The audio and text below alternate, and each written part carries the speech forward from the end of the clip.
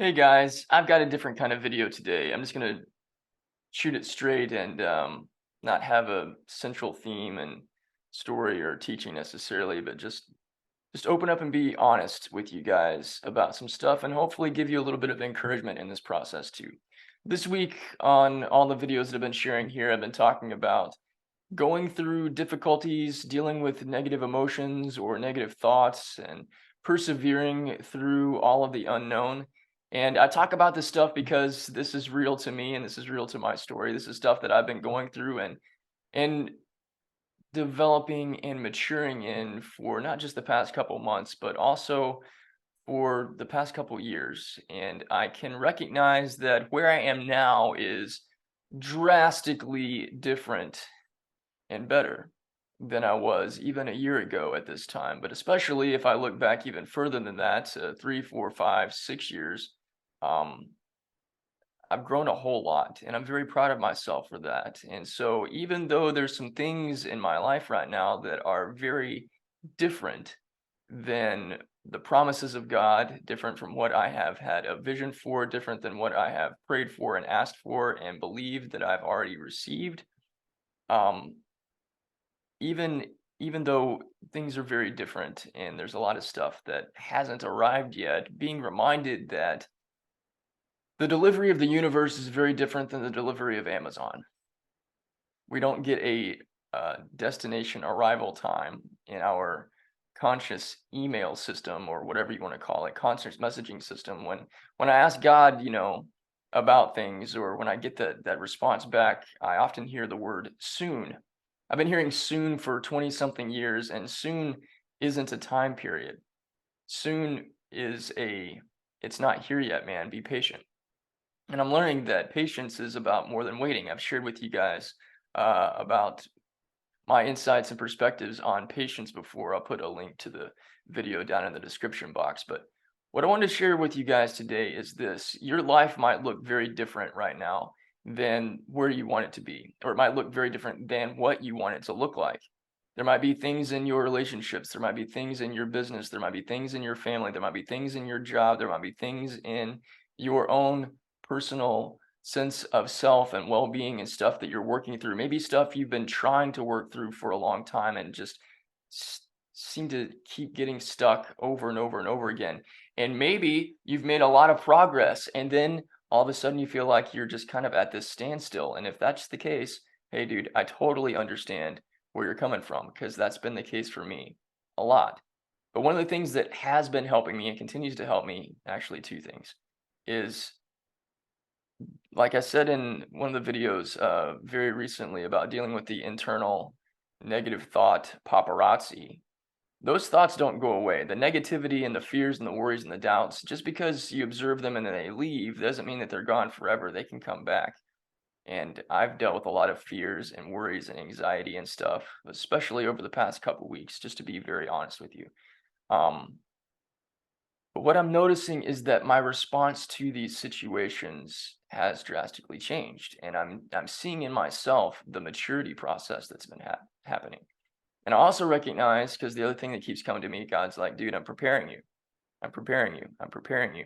Because I've asked for really big things. I've got a really big, awesome, badass vision for myself and for my life and what I know I will experience. And I know that it's coming. But I can't be the person that's actually able to handle that blessing unless I'm really prepared for it. And unlike our educational system of preparation, where we go to a physical place and we take physical tests and we get a grade back on, every week or every couple weeks or whatever the case may be, I think that at least for me, and maybe for you too, maybe the test that we're in is this ongoing test, and it's not a pass fail, it's not a grading system sort of test. It's a way for us to see for ourselves how far along we are in our own process, how much growth and maturity we actually do have, and a way for us to lean in closer to the divine to get us over the humps that continue to seem to show up. And also to ask ourselves questions like, what is it that's going on inside of me that I can't consciously see right now that is being reflected back to me in whatever the situation may be? Or what is it that I need to know right now? What is it that I need to be aware of right now? And this is all ongoing work, and I'm still doing this ongoing work. So when I come here and I'm sharing with you guys these insights and these tools and these methods and even techniques to do things, these aren't necessarily answers that instantly create some sort of solution for you, but it is a way to continue to move forward.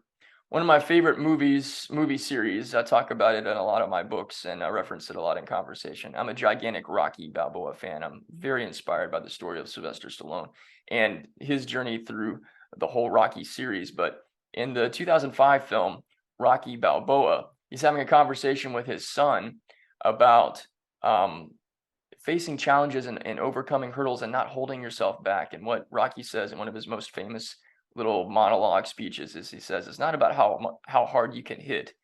It's about how much you can get hit and keep moving forward. How much you can take and keep moving forward."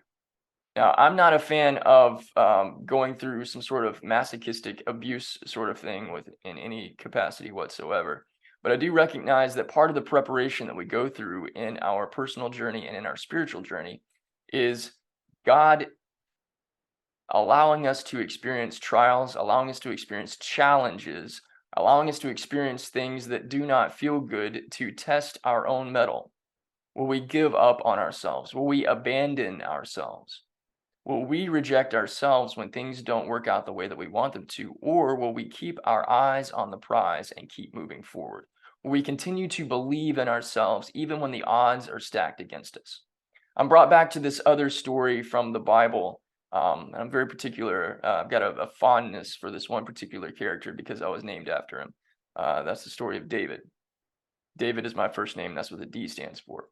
When David was on his way to become king, it was a long process. I've talked about this in another video too.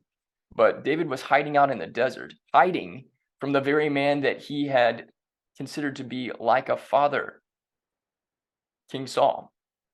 And King Saul was so jealous of David, so jealous of his anointing, so jealous of his gifts, so jealous of God's favor on him that Saul tried to kill David over and over and over and over and over again. And so here's this person who's been like family to you that you served with all of your heart for years, whose son is a brother to you and your closest friend, that's Jonathan.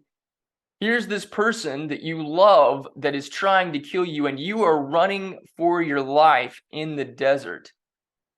And maybe David at this point in time, who knows, he's maybe in his early 20s, mid 20s, who knows how old he is.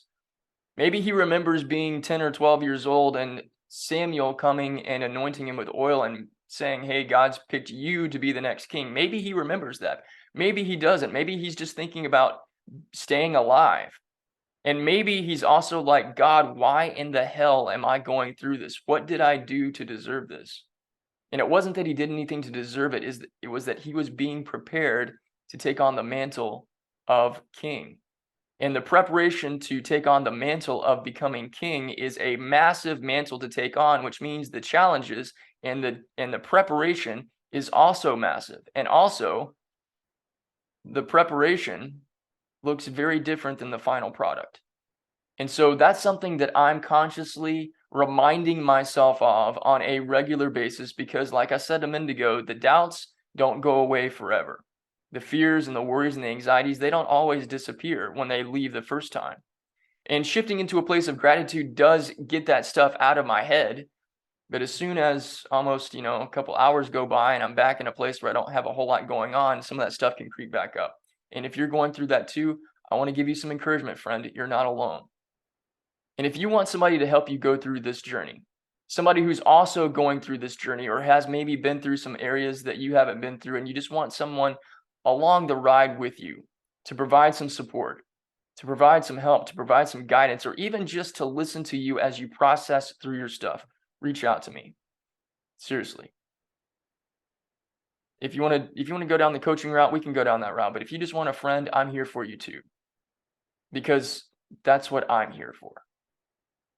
I'm here to be a light, and I'm here to be a voice of love. So if I can be of service to you, let me know. That's what I wanted to share with you guys today. I hope you have a beautiful, blessed, and prosperous day. I love you. I see you. I acknowledge you. And I look forward to talking with you again soon.